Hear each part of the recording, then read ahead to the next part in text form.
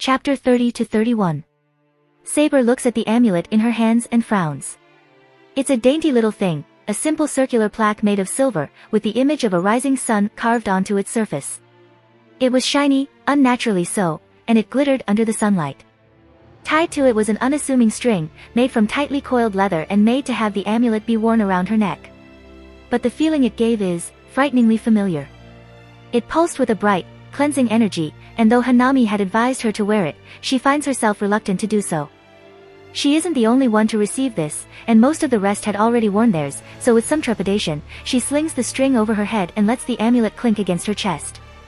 And magic rushes into her, playing a gentle melody, and she can't help but shiver at the hauntingly familiar warmth. But she can't do much about it, especially considering the news Hanami had dropped on them this very morning. Those amulets are enchanted with holy energy, Hanami explained. Make sure to wear them at all times. Well, except Shiro, since he doesn't need it, but whatever. Ritsuka had been the one to ask, staring at the amulet in her hands with no small curiosity, wincing slightly as the loud excited shouts of Da Vinci reverberated through the comms. Hanami turned to her, and with a small frown she spoke. That fever of yours yesterday, that wasn't because you were sick. She began, taking a sip from the water bottle she pulled out from somewhere. Sometime before you fell ill, a dark taint, something of a similar breed to that monster Shiro killed a while ago, managed to get inside your body and started feasting on your magic circuits. The entire throne room was silent. The taint was making itself home inside you in the beginning, which's why you didn't feel much. It's only when noon was approaching that the taint struck, diving into your magic circuits and draining you of your energy. She took another chug of her water, and screwed the empty bottle close. If the thing stayed in your body for, maybe, another hour, you would have been dead. And wasn't that a surprise? Everyone's eyes had shot to the now horrified Ritsuka, and the girl had simply looked down at the amulet in her hands and gulped. The reason why I forced everyone to leave after I brought you back was to take the taint out. She continued. That, and I wanted to do some investigating on my own. Hanami. Shiro quickly cut off. What do you mean? The magician went silent for a moment, before the space beside her began to pulse. She dipped her hand into the distortion, and she pulled out a dark, almost slime-like blob, wiggling and shivering on the girl's hand. This is what it looks like, she said as she gave the thing a couple pokes. Don't worry about it moving. It doesn't have the ability to move, but don't touch it either, since it'll begin sucking your prana dry. Interesting, Gilgamesh whispered, leaning forward from his throne as he glared at the offending little thing. It holds some divinity, yet it's incomplete, a fetus of a divine being. Yep. That's pretty much it. She dipped the taint back into the distorted space beside her, putting it away before anything terrible could happen. If it had finished eating on Ritsuka's magic circuits and turning her into a husk, the taint would have taken over your body, and you'd turn into an incomplete Lamu. If I may ask, Hanami-san. She said, and Hanami turned to the warrior. You'd said that one mustn't touch the evil taint. Then why did you not suffer any adversity when you held it atop your hand? My magic's poisonous to it, she explained with a shrug. Divine, it might be, but it's still somewhat demonic in nature, so my magical energy heavily damages it. Everyone stared. Hanami blinked, and blinked again. Anyways, when a corpse becomes an incomplete Lamu, it'll go off to Tiamat or at least her dwelling place, and grow and turn into a fully grown Lamu, which was the thing Shiro killed a while ago, and the monster Mash and I fought the day before. Wait, Mash, you Ritsuka turns and stares, and the shielder could only shyly laugh. It wasn't quite her fault, considering she was very much tired from the day before. Thankfully, she continues. The evolution of an incomplete Lamu to a fully grown Lamu takes quite a bit of time, so that gives us some time. It also helps that the ones that were created were still just experiments. Then, Hanami frowned, and the bright sky seemed to darken. But there's already a lot of incomplete Lamu that were created. They just need to decide on the perfect Lamu form and start transforming at once. And if that happens, well. She let the sentence hang, but the implied threat was clear. To make things worse, those things learn incredibly fast. She added.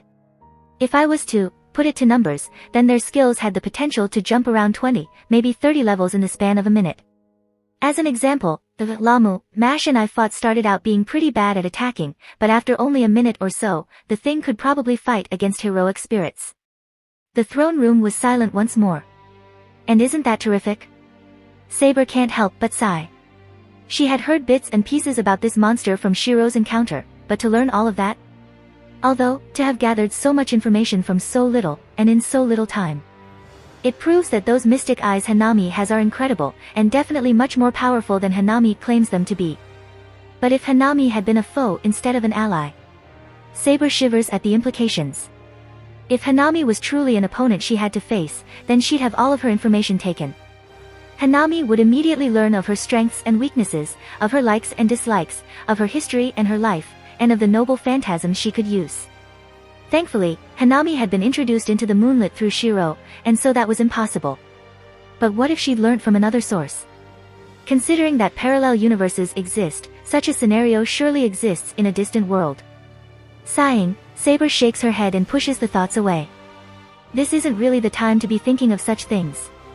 So she stands, donning her armor, and leaps back as the ground where she stood upon suddenly combusts into flames. She lands, digging her foot into the dirt as she swings her Excalibur, clashing it against a golden claymore. She stands her ground, shifting her grip to push forward, when the strength behind her opponent's sword suddenly doubles, and she's forcibly flung back. With a shout, Saber stabs her sword into the ground, dragging herself to a stop. Pulling her blade out, she leaps back, just in time to avoid the claymore that came her way. Slowly, the dust clears, and Saber narrows her eyes. The one that stands before her is a girl, with her hair long and yellow and her eyes an unnatural gold. A yellow kimono is loosely worn over her lithe body, decorated by the bright yellow fire that dances all around her. But most telling are the two horns on her forehead. An Oni. She distantly recalls from the knowledge the Grail granted her, though the information she has is scarce, and most likely useless. All she knows is that this Oni has control over fire, has a claymore filled with curses, and is most likely filled with a lust for battle, seeing as her lips are curved to a mad grin. Not bad, girl. The Oni says, hefting her claymore over her shoulder. So, Ibaraki Duji's the name. What's yours? Arturia Pendragon. She says slowly, silently casting reinforcement on her armor. Ibaraki's eyes shot open. Well, if it isn't King Arthur herself. She says, feral excitement clear in her voice. This false world's filled with all kinds of wonderful people except for the one bitcha girl I have to work with. Ugh. Saber eyes the girl oddly, though she can't help but smile slightly. I thank you for the compliment. I aim to please. She says with an exaggerated bow. Saber remains silent for a moment, contemplating, before she lowers her sword. If I may ask, she begins. Must we fight? Why not? Ibaraki shrugs. I get to fight, I get to kill humans, and when all of this is over, I get a chance to get a wish. What's there not to like? But Saber maintains her stare, clearly unconvinced by the Oni's words, and Ibaraki sighs. Well, not like I can help it. My will has been chained, and there ain't anything I can do. Still, she grins. At least I'm on the winning side. Oh. Truly. Saber bites back with a small smile. Odd as it may be, but she can find no hatred or malice that she can direct towards the Oni. There is only understanding, and a strange small spark of excitement. Perhaps I should show you which side you're truly on. Oya. Not bad, girl. Ibaraki grins, and her fire grows as she swings her claymore down. But let's see if that bark of yours has any bite. And with that declaration, Ibaraki leaps forward with incredible speed, but Saber is ready now, and quickly she swings her sword forward, clashing her sword against the claymore. Once again, Saber feels Ibaraki's strength suddenly increase, but unlike before, Saber remains in place as she fights the increased strength with her own. Then, she slides forward, letting the claymore crash against the earth as Saber thrusts her sword towards the Oni's stomach.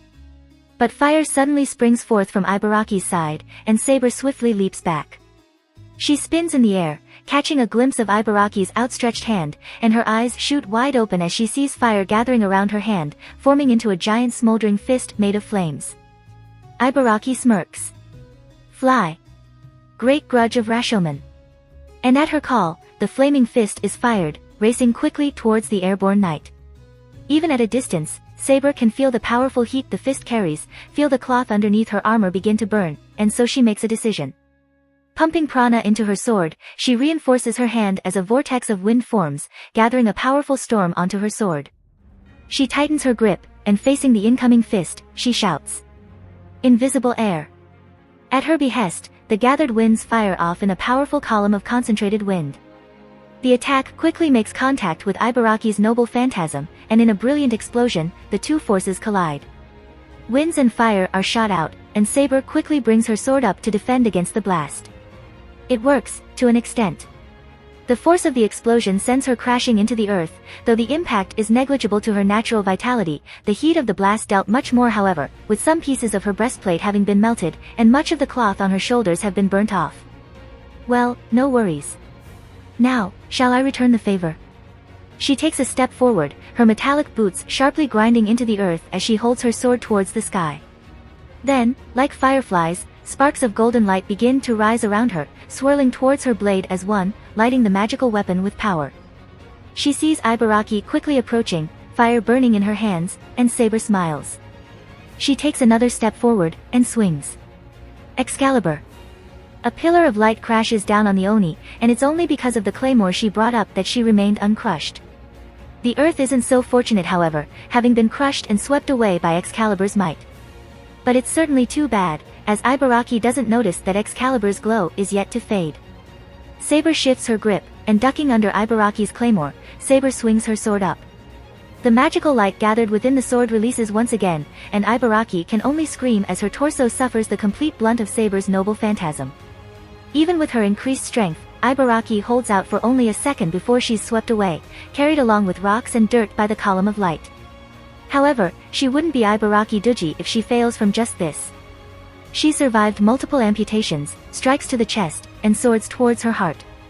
Something as ample as this won't be enough, and both she and Saber know. So Ibaraki spins and punches the air, sending herself higher towards the sky. She takes a breath, mist blowing from her mouth as she roars, and in response the fire around her grows, and their light overtakes even that of the uncovered sun. Saber winces slightly as she feels her breastplate begin to melt. Saber takes a step back, rearing her arm back as Excalibur begins to glow again, fairy light dancing around as she tightens her grip. Then, as per her command, wind begins to spin, growing violent as they gather around her sword, mingling with the blade's holy light and turning a bright, gentle white. Ibaraki clenches her hand, and all around her, the fire morphs into giant flaming fists, each ready to be fired. Saber lets her prana flow, her magic core thrumming with power, and the ground cracks under her presence. Both women shout, and the world flashes white as hellfire crashes against winds and light. Ibaraki is blown away by the explosion's intense force, crushing several of her bones as she's sent flying further into the air. Saber bites her lip as she's forced deeper into the ground, the chinks of her armor grinding painfully against her body as she withstands the explosion's force. The fire abates, the wind fades, and the world is silent in the aftermath of the collision. Then, Ibaraki smirks, and the air turns smoldering hot once more as 10 brilliant stars form around her. They appear small at a glance, but Saber can clearly feel the heat gathered in them, each star perhaps twice or thrice as hot as those hands she fired before. 1, 2, 3, 4, 5, 6, 7, 8, 9, 10. Burn from the blinding fires. Great flame of Mount Ooe. And like falling stars, the 10 great flames descend, the air and light around them bending from the incredible heat. Saber silently curses as she readies her sword once again. She takes a step forward, dragging her feet out from the earth, and great winds spin around her. Excalibur. She swings her sword to the sky, firing a column of holy light. The fired light collides with 2 of the stars, and the explosion that follows creates heat so strong it melts even the stone hidden under the dirt. Saber winces. Excalibur. She shouts and swings again, sending another column of light. 3 more stars are struck down, and Saber gasps as molten metal from her breastplate drips down onto her chest, painfully searing her skin. Excalibur. Applying reinforcement onto her chest to dull the pain, Saber takes another step and swings again. Another 2 stars explode from the collision, and all the combined force finally sends the remaining 3 stars off their course, letting them crash and explode a distance away. But even with the distance, Saber can only silently curse as heat washes over her, melting away some more of her armor. But with the 10 stars gone, Saber makes a hasty step forward, sword glowing. When Ibaraki suddenly appears from the cloud of smoke and dust above her, the Oni's eyes burning a hungry red as her gloved hand reaches for her face. Saber's eyes grow wide as the hand grows closer, the heat they carry growing stronger. Then, she takes a note from a certain hulking berserker and lets go of her sword, bending her waist back and letting the Oni's hand fly right over. Then, as her hands make it to the ground, she leaps, sending a powerful kick onto Ibaraki's chin before sending a couple of flying kicks onto the Oni's stomach. Ibaraki cries in pain as she's sent crashing back, her chin broken and her stomach bruising. Oof. Ibaraki coughs as she stands, a stilted smile on her face. Didn't think King Arthur could do that. Certainly. Saber casually comments back as she pulls her sword out of the dirt. But like anyone, I can learn new things. Of course, it isn't as simple as that. Back on their home world, Hanami had suddenly appeared before her and gave her a strange instruction book on jujitsu and reinforcement, saying that having some form of close-quarters skill would aid her in the future. And the magician certainly is right. If she hadn't learned those skills, she wouldn't have been able to react to Ibaraki's flaming hand, and who knows what the Oni might have done. Although it certainly is odd that she managed to learn in such a short amount of time. She suspects that those instruction books are actually tomes, and the magic that surrounded them lent credence to that assumption, but she isn't too sure. Well, that's a surprise to be sure.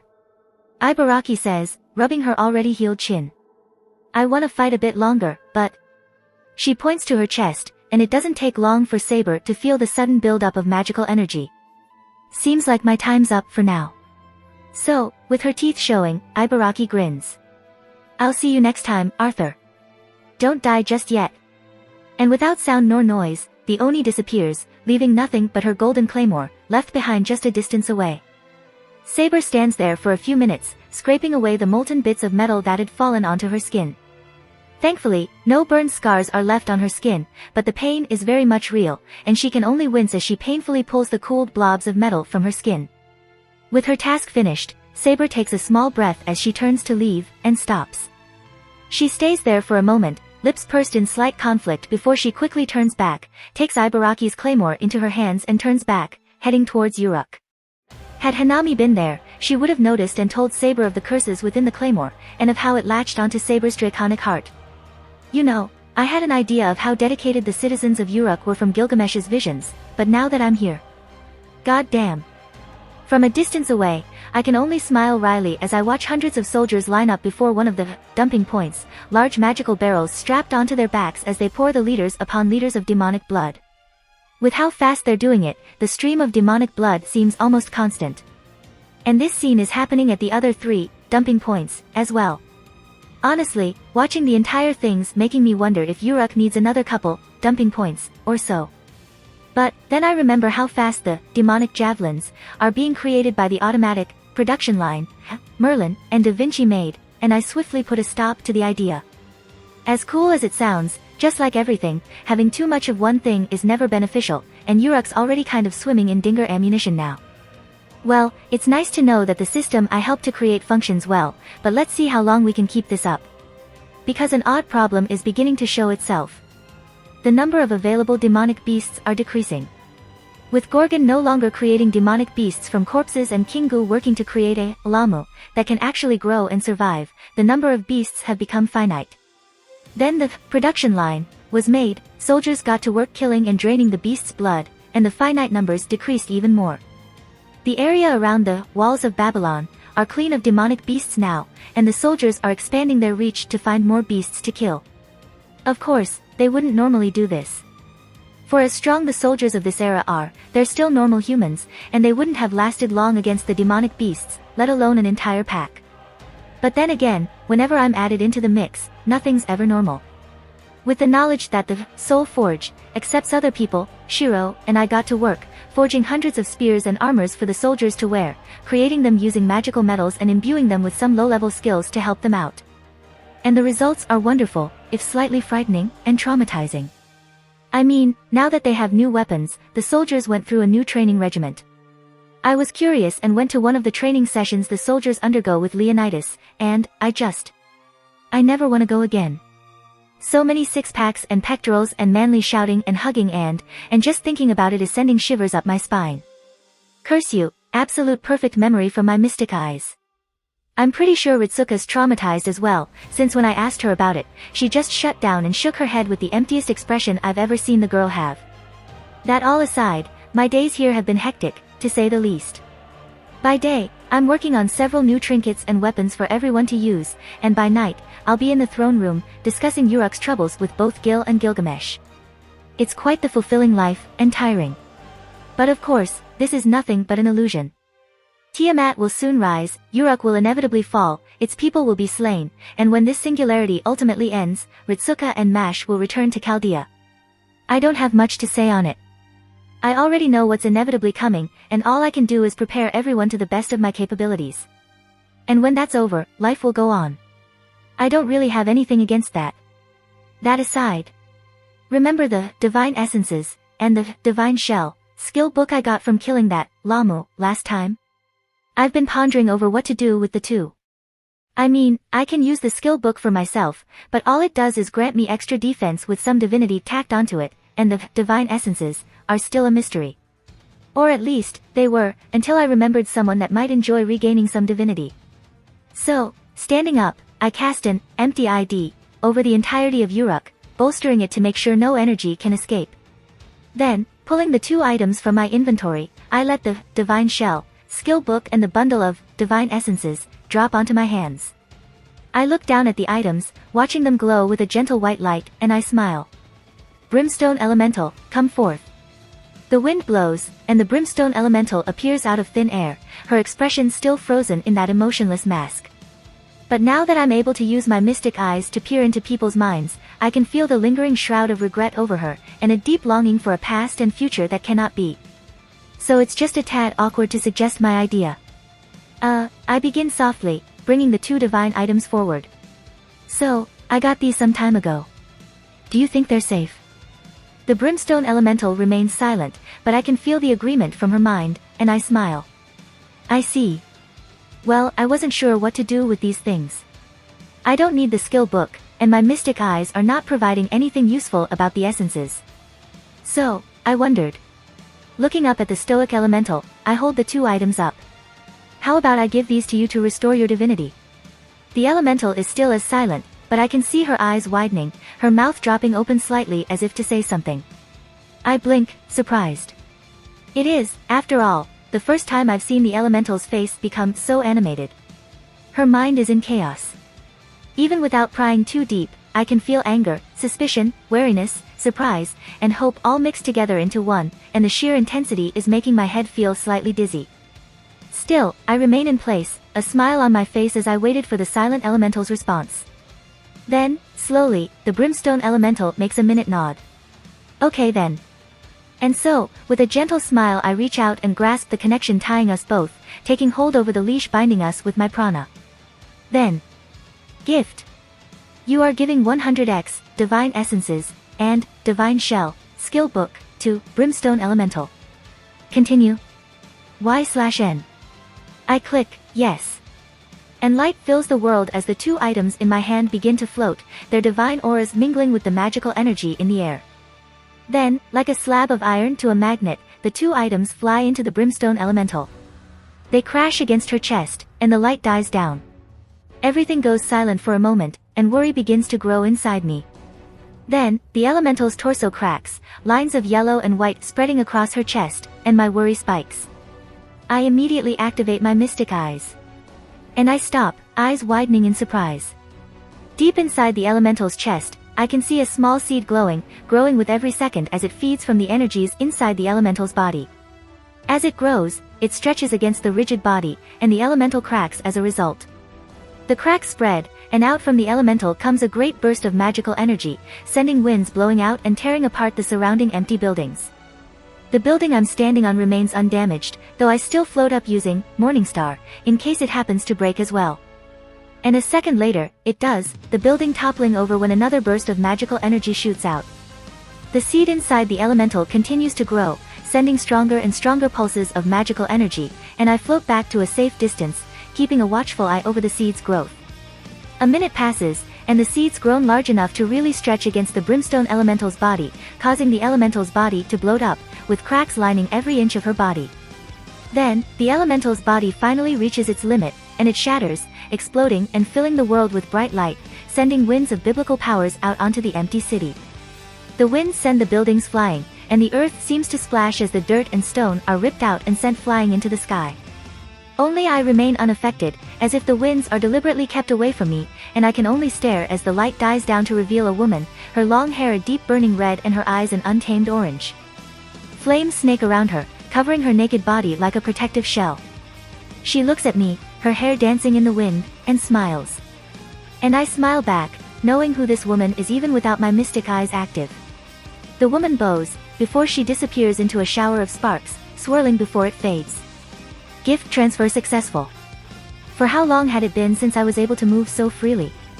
To see so clearly? I know not. Time had eroded that sense of self, broken my spirit and torn away my hopes for a future. There had been so many other options you could have picked for a companion from that strange system of yours, so many others that would have been much more powerful than I. And yet, you chose me, and when I'd expected another millennia of enslavement, you gave me freedom. I do not know why you've done so, and even now I still do not know. But perhaps that is what makes you so different from the others I have served. My name is of no importance, I have lost it a long time ago. You have saved me, gifted me, and restored what was lost. I cannot repay you, and perhaps even my servitude for time immemorial will not suffice, but it doesn't matter. I will be by your side, Master, from then, now, and until your soul returns to the root. From the hearts of men she was born, and from it she had fallen. Now, it is your turn to bring her forth. Due to special actions, you have gained the skill, retainer of the flame goddess. Damn. I have no words. I mean, like, I expected something grandiose to happen, but just like everything else, it's blown my expectations from the water. Seriously, the winds she sent out leveled the entire city of Uruk. That's pretty much nuclear bomb levels of damage. But still. With the goddess now restored, our connection has become clearer, and through it I can feel the emotions swirling behind that smile of hers. There was shock, happiness, and a gratitude so deep it nearly sent me to tears. And knowing that, I feel content. Yeah, that's the word. So, with a smile, I gently glide back to the ground and let the empty ID break apart, the instant dungeon having served its purpose. At that time, I thought my concealment had worked perfectly, and that no one had felt the insane surge of power the fire goddess sent. Of course, since I'm saying this, it obviously didn't. But, that's an issue saved for later. Something is odd today. I mean, I woke up, ate breakfast, and went out into Uruk as usual. But, well, why is everyone staring at me? When I woke up, Shiro had paused and stared, his eyes wide before he shrugged and went on as usual. Gil and Gilgamesh held the same amused expressions as I met them, both giving an encouraging pat on my back before heading to the cafeteria. Saber had stared for a full minute, her mouth opening and closing, before she just sighed and left, nursing her head as she left. As she sat down for breakfast, she met up with Mash and Ritsuka, and both stared at her as if she was some sort of alien. Ashi and Benkei did much the same, though they were much more subtle about it. Leonidas took a good look at me and gave my shoulder a playful punch as he left for his morning duties. And now, I'm walking through the streets of Uruk, shuffling awkwardly as I feel everyone staring at me. Stoicism, leveled up. Thanks, game. I mean, my appearance is the same as always, and I don't feel like I'm doing anything weird. Well, I did get a new skill, but, Retainer of the Flame Goddess, doesn't do anything explicit, or at least, the description doesn't show anything. It's pretty much like a much stronger version of, Blessed by Dragons, except it's directed on, fire, related things than, dragon, ones. Wait. No, I didn't just receive that skill yesterday, did I? I also took in the purified and restored version of the Fire Goddess. Is that what's making everyone stare at me weird? Thankfully, I'm not given that chance as a loud cry suddenly comes from a distance away. Everyone's eyes break away from me, and I make my hasty escape, heading towards the source of the scream. I'm not that worried though. I'm picking up some heavy divinity from the area, coupled with some gentle heat, as if I'm sleeping under the sun. And there's only one individual with that combination. Nearing the end of the alley, sunlight peers into the dark, and I come out to the wide street to see a pile of unconscious soldiers, a very bewildered Mash, an incredibly exasperated Ritsuka, and a very lively Quetzalcoatl wrestling with Saber. It's truly a strange sight. The moment I close in, Quetzalcoatl turns to me, her eyes taking a teasing glint. So you're the new one. she says as she leaps towards me, and I quickly swerve away to evade the incoming attack. Or, at least I tried, because as soon as I moved, Quetzalcoatl dug her feet into the stone road, spun, and launched right into my stomach, knocking the air right out and sending both of us crashing onto the ground. I begin, my cheeks reddening slightly. What are you doing? Oh, nothing to worry about, dearie, she says with a wide smile, and I gasp as I feel her hands roaming throughout my body. What are you dash, Haya? Oh, was that a ticklish spot? She drawls out, and I can only struggle to escape as she continues her ventures, skillfully prodding and teasing with those delicate fingers of hers. How about this one? Haya. Oh ho. That one was loud dash, before she can finish, an armored fist smashes onto her side and sends Quetzalcoatl flying into the nearby building, punching straight through the walls. What are you doing, you heathen? Saber shouts with burning fury, before her expression melts to one of concern as she gently picks me up. Are you okay, Hanami-san? I am fine. I squeak out, wiggling uncomfortably as the two spots Quetzalcoatl poked still tingle. It's dash, I'm just kinda sensitive right now. Saber stares at me for a minute or so, before she turns back to the American goddess and glares. Quetzalcoatl just stands from the rubble and smiles, cracking her fingers and neck as if to prepare for some massive battle. That was fun. She says happily, before dropping down to a low crouch. Powerful and confident. The perfect combination. Every word you speak is reminding me of Merlin. Saber whispers dangerously. It's too bad you're a female. Your genitalia would have been gone by now. Within the castle, a certain flower magus shivers. Ooh, how kinky. Saber glares further. You damn dash. Keikia. I let out another squeak, and Saber stops as she looks down to me, clearly confused on what happened. I whimper slightly. Please don't move so much, Saber. All goes quiet. Hanami-san. Saber begins, her expression the most serious I've ever seen. I know you mean well, and that you are a sweet girl, but please, I beg of you, never say those words like that ever again. Yeah, why? Hanami-san. Saber says again, this time with a smile. Please stay quiet. Okay. And as she places me back down on the ground, I turn to see how Mash and Ritsuka are doing, and, are their faces red? And why are they looking away? My attention is pulled away when Quetzalcoatl launches out of the house with a jovial laugh, and Saber rushes forward with her fists ready to strike. And so a clash of wrestling and jujitsu occurs as the two fighters duke out in combat. Quetzalcoatl attacks with wide sweeping strikes and lunges, with a particular fascination of grabbing Saber and throwing her around like some sort of stuffed doll. In response, Saber strikes back with quick and brutal punches, using any openings available and countering when possible.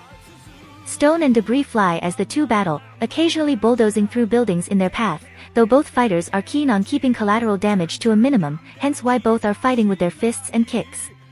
It's just amazing to watch, really. Quetzalcoatl's attacks are wild and primal, but their strength is undisputed, and Saber's swift punches are incredible, especially considering the short amount of time since she first picked up jujitsu.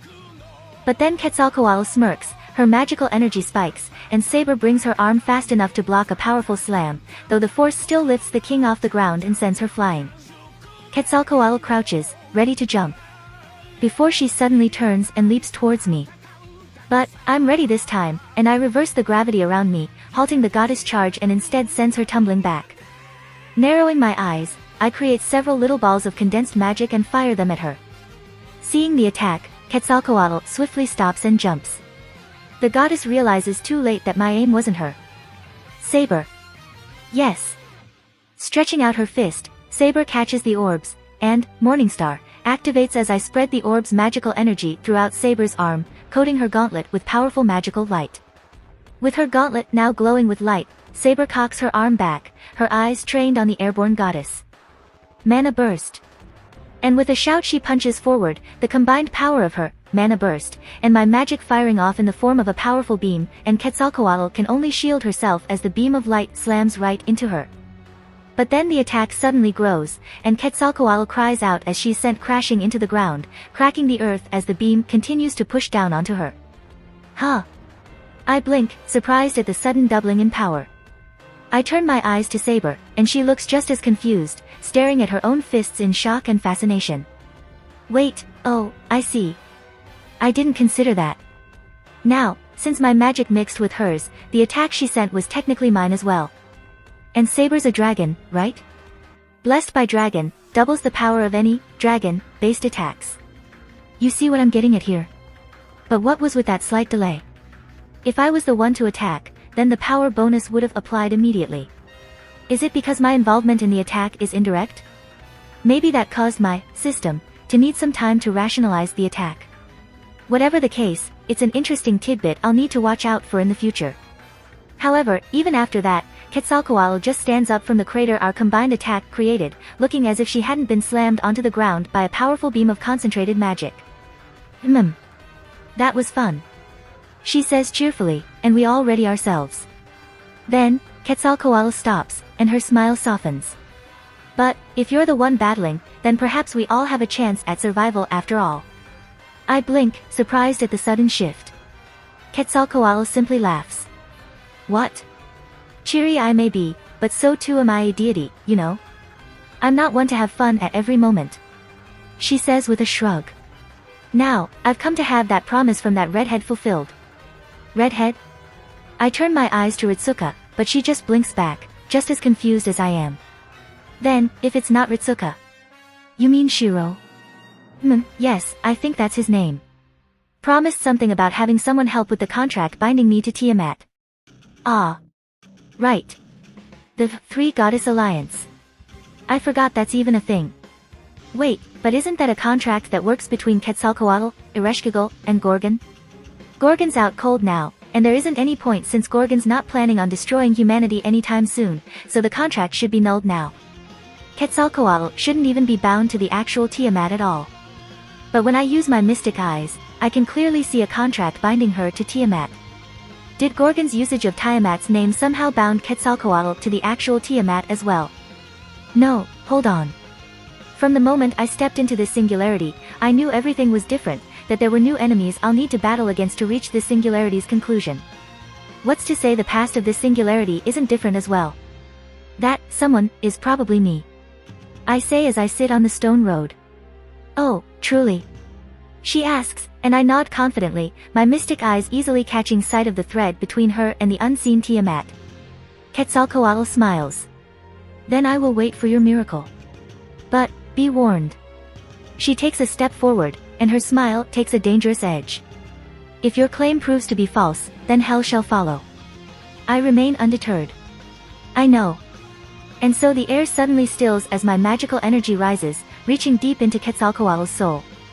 With my invisible hand, I reach out and grasp the connecting thread, and the magic in the air grows, and the stone roads and buildings around us begin to crack from the pressure. Ah, this is bad. Not wanting to pay for more insurance, not that it'll put a dent in my bank account, I create an empty ID over us, and the empty streets become truly empty, with only the ones present at the bout brought into the mirror world. I solidify my connection to the contract, and the pressure in the air nearly doubles. In the back, Ritsuka struggles to stand, needing Mash to hold her to stay standing, and Saber narrows her eyes, the metal bindings of her armor quivering and scraping against one another.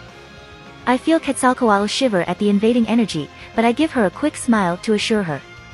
The goddess looks to me, both confused and hopeful, and she forcefully calms her body. Seeing that, I take a deep breath, and shout. Gihen. Through our connection, and guided by my mystic eyes, the skill activates and my magical energy dives into the contract. It seeps into it, bringing forth information over the contract's effects and clauses, and once it reaches the contract's core. My prana lashes violently, and like a piece of paper through a shredder, the contract is torn. Unlike shredding a paper however, the effect isn't simply dirtying the inside of the shredder. The moment the contract is broken, its magical energy violently lashes back, escaping from Quetzalcoatl's soul and out into the world.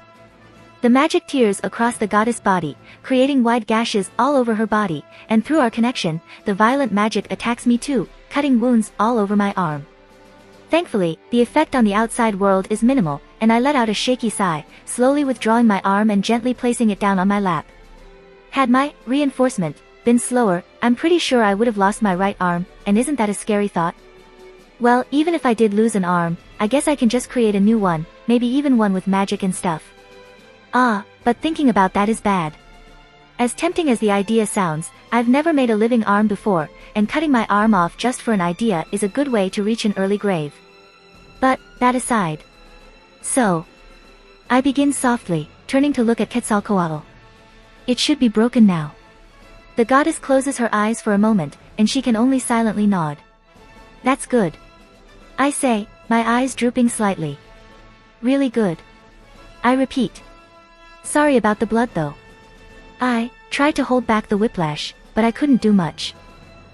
I don't really mind. She says casually. Ah, okay then. I smile, and with my good hand, I stand back up. Before falling down, my legs having grown numb. I blink, before I'm suddenly assaulted by a massive pounding headache. What's? Do rest, Hanami-san. I hear Saber say, and I blink to realize that I'm being carried in the knight's hands. You've been working for a good hour after all. An hour? I sat down on the road for an hour. But I barely felt anything. The entire thing felt like minutes to me. Stamina, 4%. But my stamina clearly states otherwise. Okay then. I whisper, and it isn't long before sleep takes me. Please be more mindful of your health, master. Where am I? Where is this? Why can't I see anything? Don't be too alarmed, master. You are in no harm. That voice, Brimstone Elemental no, Flame Goddess. That's correct, master. This is strange, really strange, but oddly familiar for some reason. Why is that? I don't think I've ever experienced something like this. Wait, isn't this really similar to when I first died and turned into Hanami? I didn't expect to find myself in a formless state like this again. Flame Goddess said that I'm not in any possible harm, so I think I'm fine. And I do remember being carried by Saber before falling asleep, so all should be good. Oh yeah, I got carried by Saber. To be fair, she was very comfortable, so I don't regret it. Still, I didn't think I did anything too weird. Why did this time send me here? That's because of me. Ah, so you did it, Flame Goddess. Indeed. I see. Actually, calling you Flame Goddess every time is getting awfully tiring. Do you mind if I call you something else? I do not mind. Alright, cool. Okay, let's see, you control fire, so maybe Flame. That's really boring though, and sounds like a name I'd give to a dog, so that's a no. Perhaps, a short of Crimson. Crim. That sounds fine, but a shiver passes through my non-existent spine when I think of that name, so I think I'll scrap that too. This is tough. You do not need to if you're struggling, master. No, it's fine. Everybody deserves a name after all. Oh. I just remembered something. Before you became whole again, you were sitting on a stone shaped like a rose, right? Maybe, Rosaria. How does that sound? Do you not like? No, I love that name, master. I was just surprised. Well, Rosaria it is then. Feel like I somehow stepped on a landmine though, so I'll be careful. That all aside, where is this exactly? I would have used my mystic eyes by now, but I'm kind of bodiless at the moment, so I can't. Void of consciousness. The empty space inside your mind. Nothing exists here. Everything exists here. Wish for anything, and they'll appear. Note, anything created here will not be brought into the real world. Nice. So my skills work even here, huh? Still, wish for anything, and they'll appear. How does that even work? I've been picturing my body for the past minute now, and I remain bodiless. Maybe it can't create living things. That is correct, master. Damn, that sucks. Well, I can still create inanimate objects, right? So. Suddenly, from the white void appears a small wooden cube, and it just lands onto the floor with a dull thump. That's, admittedly, pretty damn cool, and also confusing. Because how the hell am I even able to see? I don't have eyes. I believe that's because you don't require eyes to see anymore, master. Not even in the real world. How, exactly? I do not know, master. I just do. Oi. What kind of answer is that? But, getting back to the matter at hand. You said that you're the one that brought me here, right? Why? I just fainted because I used up too much stamina, right? I'm afraid that's not the case. My invisible eyes narrow. Explain. The backlash from the contract contained Tiamat's energy, and through the outburst shattering the contract created, she tried to invade your soul. I was able to divert it away through the purified connection we now have, but the sheer danger of it all still caused you to fall unconscious. Damn. So if Rosaria wasn't here for me, my soul could have been taken over my Tiamat? Would I become something like a Lamu? But, protection for the soul, huh? How does one get that naturally? I mean, not even, enlightenment of a sacred fig, provided that, since it only protects me against mental afflictions. Fuck. As I said, please be mindful of your health, Master. I will. I definitely will. Not looking forward to having my soul be corrupted completely anytime soon. Phew, but I guess I'm just waiting until I wake back up, huh? I mean, I can create all kinds of things from just my will alone, but the lack of interactions making it feel a bit hollow, to say the least. In other words, I'm bored. Ooh. I just thought of something. I wonder if this'll work. Name, Rosaria. Age. Sex, female. Race, goddess. Class, divine spirit, empty. Level, 170. HP, 68000/68000, 27, 268 HP/min, x2.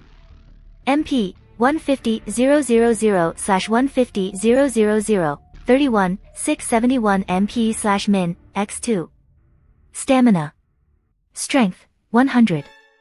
Vitality, 400, plus 200. Dexterity, 750, plus 200. Intelligence, 1810, plus 310. Wisdom, 1810, plus 310. Luck. Skills, Brimfire, LV Max, Flight, LV Max, Brimstone, LV Max, Magical Resistance, LV 75, Speed Burst, LV Max, Hope, LV Max, Divine Flame, LV 30, Brimspark, LV 50, Divine Shell, LV 5. It works.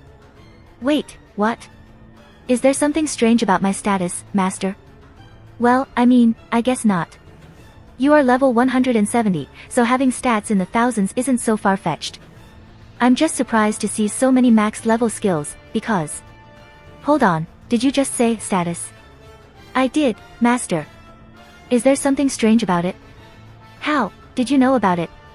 Is it because I got you from the store, or something? Or is it because you're connected to me? Both? I'm rather unsure, but I do believe so. An interesting thing to think about. I'll leave that in the back of my brain box for now.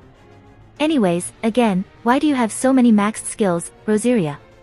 I'm afraid I'm not sure, but I do believe it's due to the system you have. Huh.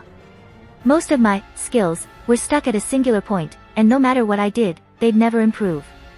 Only when I became privy to the system you wield did I start gaining experience once more. I don't think it's just that really. My gamer system definitely helped, but I think the biggest contributor goes to my status as a high human. Then again, all the description says is that it allows others in my presence to break past their natural limits, so I don't actually know how much it actually helps with this kind of thing. Well, whatever the reason may be, it doesn't change the result. Although your skill list feels somewhat empty. Is that the right word? I believe that's because you're an anomaly, Master. No individual is capable of normally attaining so many different and diverse skills. Hey, not my fault. After all, my gamer system is a cheat. You have slept on a luxurious bed. HP, MP, and stamina fully restored. Yeah, definitely agree. The bed I'm sleeping on sure is luxurious. But comfortable? No. Definitely not. It's not because the bed itself is faulty in some major way or anything. The bed was perfect in every way, and had I the chance, I'd probably let myself sink into the wonderfully warm sheets for a couple more hours. But that's if everything's normal, and this moment is certainly not normal. Because what kind of reaction am I supposed to have when Gil's sleeping next to me? She's naked as well. Actually, that's not that weird. I've seen the woman naked enough times in the baths we take together, so that doesn't really affect me anymore. Doesn't make her any less hot though. Do stop moving so much, Hanami. Oh, sorry. Gilgamesh makes a sleepy nod to me before she dips back onto her pillow, fast asleep once again. I smile wryly at the entire situation, before slowly dragging myself out the bed, doing my utmost best to not disturb the clearly tired king. Task successful, I make a silent retreat out the castle, and the night sky greets me, its stars twinkling across the darkness. Seems like I missed out on the entire day, which kinda sucks. But all's not bad.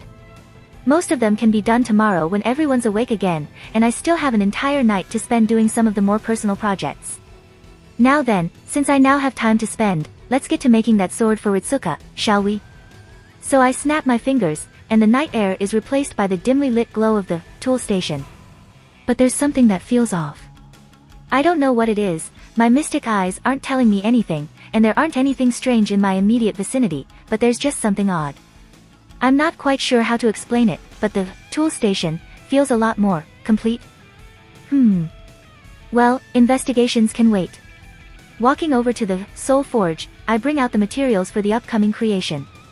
It's mostly just a small pile of mithril and demon steel, one with high durability and the other a great magic conductor, but there are also a bunch of gems and stones in the mix, just in case they're somehow needed.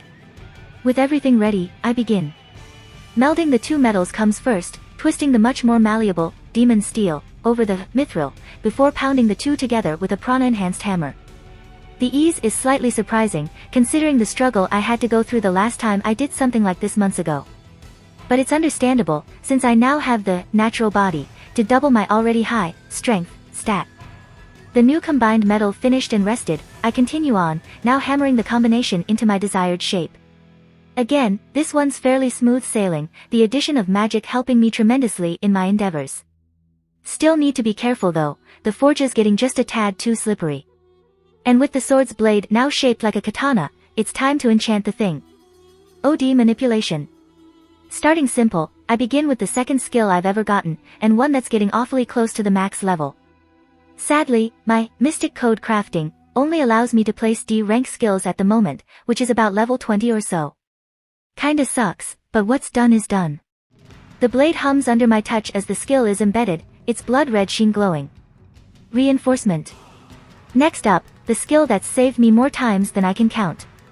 I'm honestly somewhat baffled why this isn't considered a standard for all magi to have. I mean, yeah, getting it wrong could cause your muscles to tear apart, but magi put themselves in danger all the time, so why isn't this more common? The blade glows again, and I continue on. Sword mastery. And here it is, the bread and butter of this entire thing. It's a degraded version of my own sword mastery, of course, but this should allow Ritsuka to at least put up a fight when she's in a pinch. Although I'm not sure what'll happen to this when Ritsuka's own skill in the blade exceeds the enchanted skill. Would it add? Would the skill I placed in this sword be negated? Or would something else happen? The red blade glows for a moment. Sprint. A slightly odd addition, but one that'll definitely help. One can never know when they'll need to apply the Joestar's secret technique, after all. And finally. Attribute enchant, holy. Basically everything in this singularity is demonic in nature, so this will give the girl a massive bump in power. Ain't giving her Morningstar, though, not that I can anyways. Does that make this sword a holy sword then? The blood red color kinda clashes with that. With that finished and all the necessary skills pumped in, I stick a sleek wooden handle by the blade's bottom and give the handle a nice leather grip, just for some additional comfort. And just like that, a brand new sword is made. Now, for the important question. What should this sword's name be? Ritsuka begins, eyeing the blood-red katana in her hands. Is it okay for me to have this? Yeah, of course. Made it for you after all. Hanami casually responds as she reads over one of the few stone tablets Gil had given her. And besides, I told you that I'd make something to help you, right? Yeah, but dash. Don't worry about it being a burden to me. It's just a rank C+ noble phantasm after all. Just a rank C+, huh? Ritsuka smiles wryly before she looks down to the katana again. This wasn't the first time she'd held a noble phantasm, and certainly not the first time she'd held a sword, but something about this one feels strange, different. She can feel her instincts calling for her to swing it, to let the sword's guiding hand move her arms, to let its magic thrum as she falls to the battlefield. So she does. She gives the sword a couple swings, and is immediately surprised at how fluid she feels. Her arms and wrists spin with no issue, and her grip on the sword is just right, familiar. It almost feels as if she's been holding the sword for years, and it's amazing, and very much frightening. Because if what Hanami said is true, then she created this in a single night. How? How is someone able to do things like this with such nonchalance? Emiya can create noble phantasms using his magecraft, but they were degraded, weaker. Da Vinci can create mystic codes from magic and string, but they're nothing compared to genuine noble phantasms. So how is Hanami able to do things like this? Her control over the second true magic makes her powerful, but it doesn't give someone the power to create noble phantasms from virtually nothing. That's the first magic, and that has been long lost to time. So how?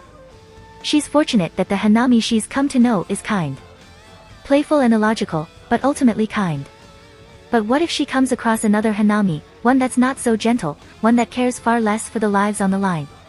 Because if someone like the virtuous Saber has a counterpart in her alter form, then surely someone like Hanami has an alter as well. Just the thought of that chills her to her core. And then she's warm when a hand wraps around her waist, before she's suddenly pulled away, Ritsuka's body crashing onto Hanami. Hana dash. Quiet. Hanami cuts her off, voice much softer and intense than she'd ever heard before.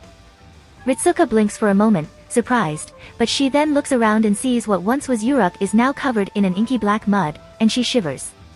Reality overlay. Hanami whispers, her eyes a bright spiraling blue. She narrows her eyes. Don't speak, and don't separate from me. Reality overlay. What does that even mean? It's like my empty ID, but created by Tiamat. She explains, and Ritsuka's swiftly reminded that reading minds is something Hanami can easily do. Touching it causes mental distortions. I'm immune to it, and I can extend it to you as long as we're in contact. So don't separate, okay? The master nods silently, now eyeing the inky mud with caution. Still, something about the mud's effect feels familiar. She doesn't really remember anything remotely similar to this, but she can't help but feel like she's seen something like this before. She can only wonder why. Probably cause you've nearly drowned in them before. Hanami explains, and Ritsuka flinches at the sudden intrusion. Not sure when or how, but a part of your psyche's locked, and damaged. It's somewhat similar to what I've suffered. A part of her psyche has been locked. What does that? Hold on. We've got company. Ritsuka quickly tightens her hold as she's suddenly lifted, carried up as Hanami lifts off the ground, just in time to avoid the misshapen hands that suddenly sprouted out the mud. What is that? Llamas.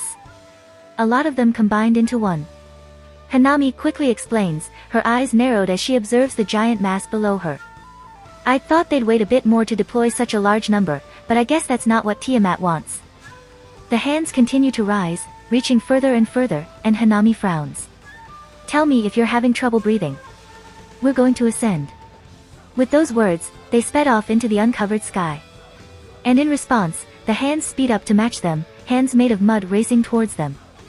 Ritsuka's faced several giant monsters before, some larger than even buildings, but this giant, Lamu, is a truly jaw-dropping one. Ritsuka, tell me when the giant, Lamu, is fully formed. Hanami says, lips curled to a small grin. I'm going to drop my noble phantasm when it's fully shown itself. Of course, Ritsuka immediately wonders what noble phantasm she's going to drop, but quickly pushes the thought out. She'll see the spectacle soon enough. As they continue to fly, the muddy hands continue to rise, and slowly, the giant, Lamu, begins to form. The rising mud twists and shapes itself, the muddy hands merging together as the entire being continues to rise. Then, after a full minute of flying upwards, the giant Lamu finally forms. It's a giant monolith, with malformed faces adorning its four sides and sharp jagged wings spinning all around it. It looks almost like one of those biblically accurate angels she'd once seen in a book she'd read years ago. It's honestly a bit unsettling. But she isn't scared. Because above her are dark clouds, roaring loudly as lightning snapped across the darkened skies. She sees Hanami grin, and light flashes before a staff magically appears in the magician's hand, the gem on its top glinting despite the lack of sunlight. Hanami raises it, and lightning shoots from the gem and up into the thundering clouds. A powerful thunder roars from above, the winds pick up to a storm, and Ritsuka is forced to apply reinforcement onto her arms to maintain her grip, silently thanking her new sword's aid in empowering her magecraft. Then the world shouts. Ritsuka looks up,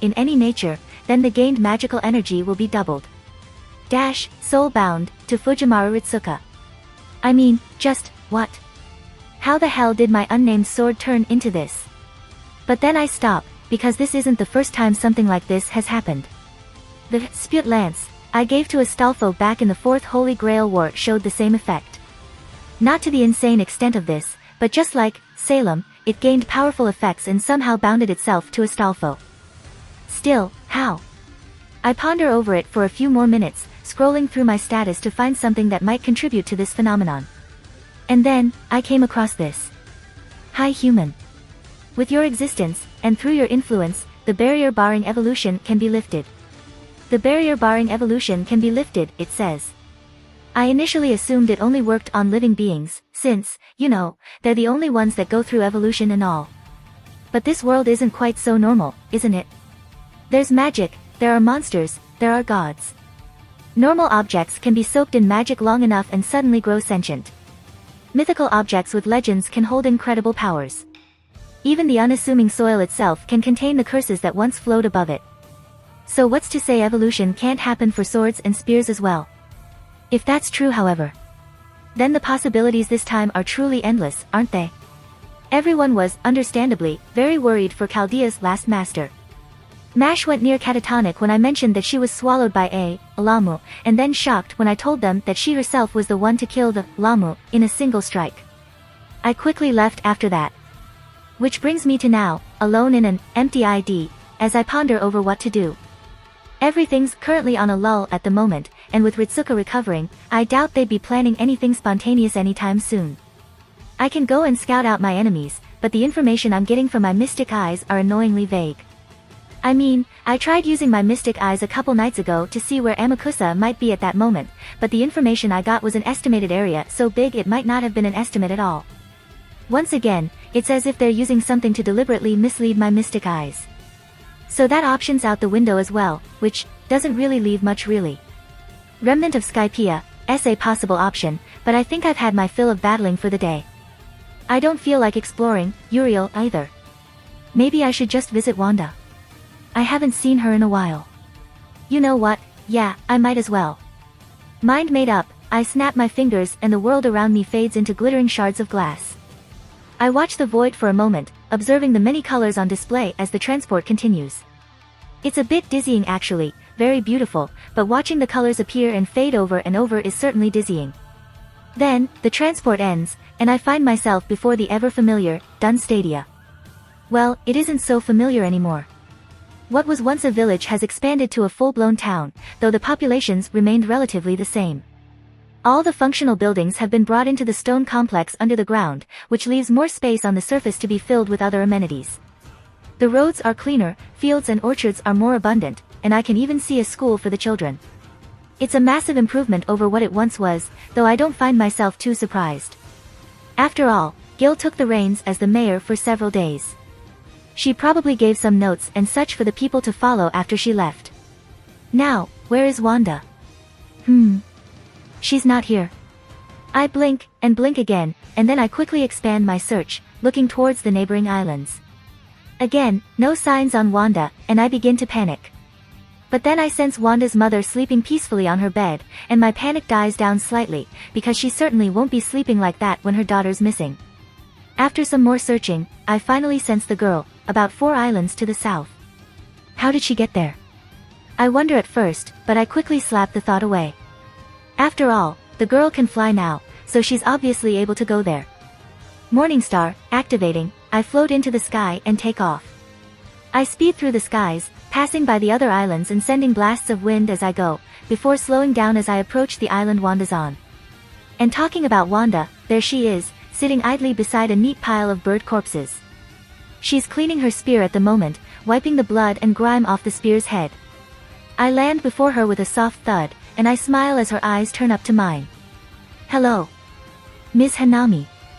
She bolts up, a bright smile on her face as she closes in on me. You're back. My smile widens at the display, and I give the girl's head a gentle pat, watching as Wanda melts under the touch. I have time, so I'm making a visit. I say, taking a glance at the pile of corpses. So, what are you doing here? getting some morning practice? She eagerly nods, and I hum thoughtfully. Those birds will probably make for some good points. I absently say. You need help carrying them? She nods again, and with a small smile, I bring up my status. Aiming it at the pile of corpses, my inventory comes up, and the corpses are absorbed with a small shower of light. Aight, there you go. With that done, we both take off to the skies, me using Morningstar, and Wanda using the pair of wings she gained several days back. The wings are really pretty, though their regality somewhat clashes with the casual clothing the girl's wearing at the moment. Still, doesn't change the fact that they're really pretty. Oh, and if she wears some additional horns on her head, she'd probably look pretty cute too. I should totally make that. On our way back, we talked of random topics, mostly around the new changes Dun Stadia is going through. They'd switched their method of gaining points apparently, switching from exchanging apples to exchanging foods in general. That said, the monsters Wanda brings back is worth some pretty good points as well. They were doing pretty damn well overall. Not all sunshine and rainbows though. Other cities and kingdoms are taking notice, and Dun Stadia can only do so much to push away the more unscrupulous visitors. Wanda's done some of her own work kicking out some annoying people, but more and more are coming, and they're not really sure what to do. To be honest, I'm not sure either. Back on Earth, we have rules and regulations that can give a budding country breathing time, but here? There's nothing of the sort here. Where power exists, power rules, and with magically enhanced beings running around in this world filled with floating islands, there are a lot of strong people. But that means that Dun Stadia just needs its own firepower to push back against the outside forces, right? I mean, I can help provide the city with enough weapons to make it rain, but with no one able to use them effectively, the weapons will just... Wait, enough weapons to make it rain. Oh. Oh yeah. The moment those words passed through my head, an idea immediately shined in my mind, and I can't quite keep the grin off my face. Ms. Hanami. I hear Wanda ask by my side, her voice just a tad wary. I continue grinning. Aight, it's finally time for some omax to be added at the end. I've had this particular idea for a while now, so I might as well dump it in a quick snippet. Anyways, do share with me what you think. If you like it, I'll probably make some more of these omax. If you don't, then, well, I'll probably still make them, but I'll make them less. Anyways, enjoy. Omake. What if Hanami had taken Shiro's place instead? Story 1. It's a normal day. The sun is shining, the birds are chirping, and I'm relaxing by the kitchen counter, idly chopping some carrots to prepare for lunch. Then Taiga smashes through the door, a bright smile on her face, her clothes dirty with blood and grime. I'm back, she drawls out, kicking her sandals off and placing them atop the cabinet. Welcome back, Fujine. Even after a decade, the words still taste off in my mouth. Normally it'd be Shiro who'd welcome her with those words, smiling awkwardly as he watched his supposed guardian loiter around the house like a feline. The woman would then tackle her adopted brother, pinning him with questions about his day and such.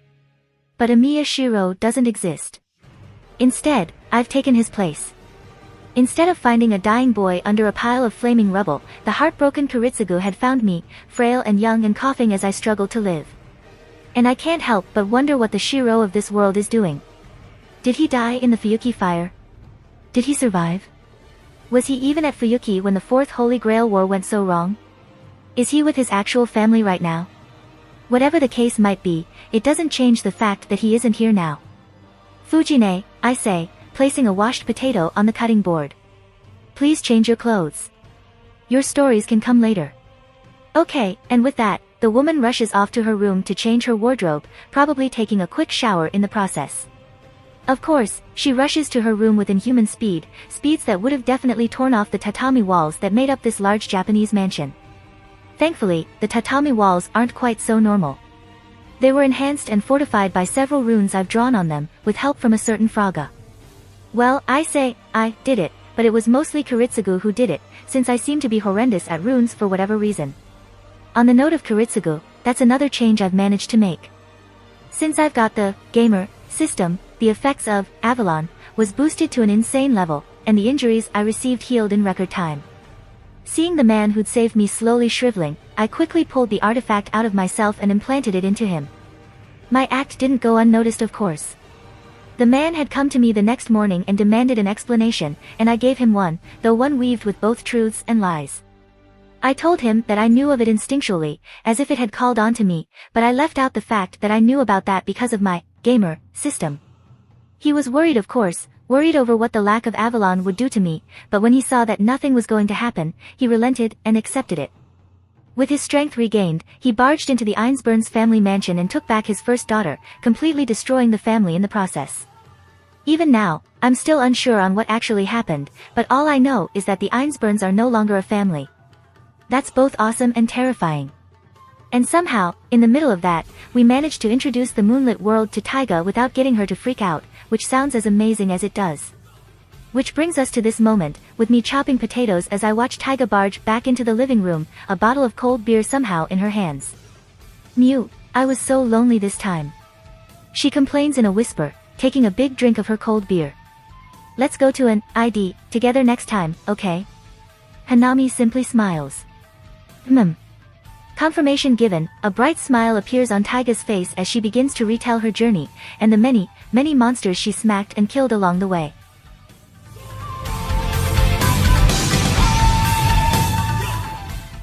If you like this content, don't forget to like and subscribe. See you later, bye bye.